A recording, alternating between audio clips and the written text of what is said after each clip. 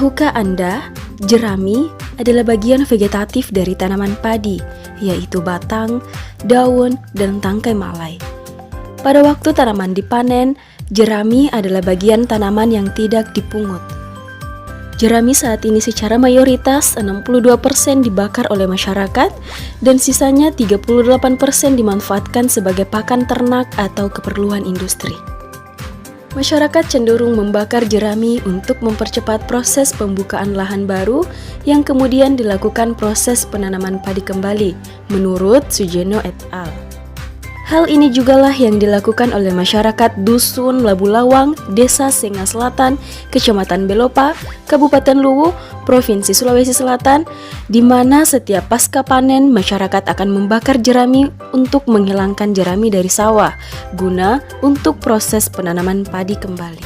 Masyarakat berpendapat bahwa abu bakar pembakaran jerami dapat menyuburkan tanah dan membuat tanah tahan terhadap hama dan penyakit. Padahal, menurut Balai Besar Penelitian Tanaman Padi, Kementerian Pertanian, justru membakar jerami di lahan pertanian akan menimbulkan kerugian bagi masyarakat. Di antaranya, 1. Abu bakar jerami tidak dapat menyuburkan tanah, melainkan menghilangkan hara dalam jumlah banyak. 2. Pembakaran jerami secara perlahan dapat menyebabkan hasil panen semakin menurun. 3. Pembakaran jerami justru membuat tanaman rentan terserang hama dan penyakit. 4. Pembakaran jerami berpotensi mencemari lingkungan. 5. Asap yang ditimbulkan dari pembakaran jerami bisa menyebabkan gangguan pernapasan dan gangguan pandangan bagi pengendara jalan. Oleh karena itu, untuk meminimalisir pembakaran jerami di lahan persawahan, maka tim PKM Pengabdian kepada Masyarakat Universitas Negeri Makassar memberikan solusi dengan memanfaatkan jerami sebagai bahan utama dalam membuat suatu produk yang bernilai guna dan bernilai ekonomis, yaitu bantal jerami. Di mana produk yang dihasilkan berupa bantal tidur dan bantal sofa yang bahan isiannya menggunakan 100% jerami. Dengan memberdayakan istri petani dalam pembuatan bantal jerami guna meningkatkan pendapatan masyarakat dari produk yang dihasilkan dan pemenuhan kebutuhan peralatan rumah tangga. Proses pembuatan bantal jerami. Tahap pengelolaan jerami. Adapun alat dan bahan yang digunakan yaitu jerami, batu gamping, wadah besar, terpal, gunting, dan juga sarung tangan. Adapun langkah-langkah yang digunakan, yang pertama, menyediakan wadah besar untuk merendam jerami. Yang kedua, masukkan air dan kapur ke dalam wadah, lalu aduk hingga air dan kapur tercampur rata. Yang ketiga, masukkan jerami ke dalam campuran air dan kapur. Yang keempat, rendam selama 12 jam. Perendaman jerami dicampur air dan kapur bertujuan untuk menghilangkan rasa gatal jika mengenai kulit. Jerami yang telah direndam dijemur di bawah sinar matahari hingga kering. Dan yang terakhir, setelah jerami kering, jerami kemudian dipotong menjadi ukuran kecil kurang lebih 3 cm untuk memudahkan dimasukkan ke dalam sarung bantal. Tahap pembuatan sarung bantal.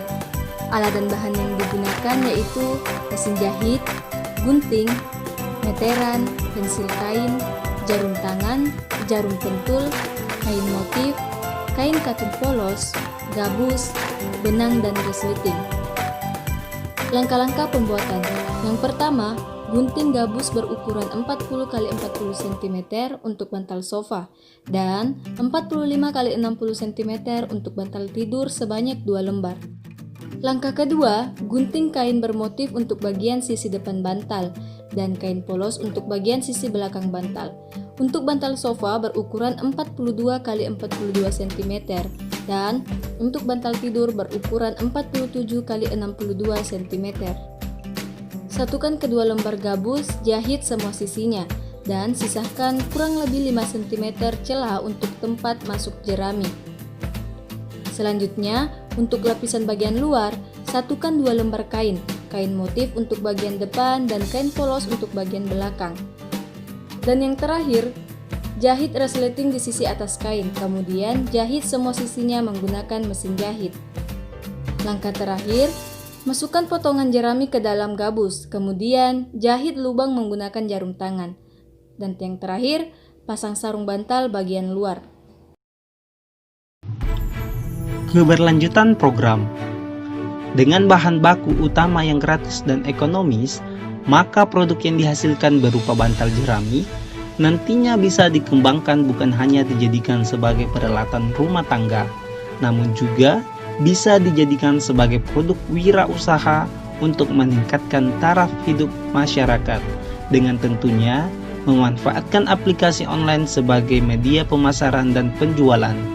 Selain itu, keberlanjutan program yang paling penting adalah merubah pola pikir masyarakat untuk tidak lagi melihat jerami sebagai limbah, melainkan memanfaatkan jerami menjadi sesuatu yang bernilai guna dan bernilai ekonomis, guna untuk mengurangi pembakaran jerami di lahan.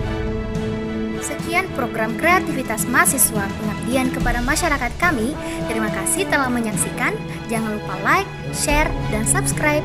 Lestarikan lingkungan, selamatkan bumi tanpa asap jerami. Assalamualaikum warahmatullahi wabarakatuh.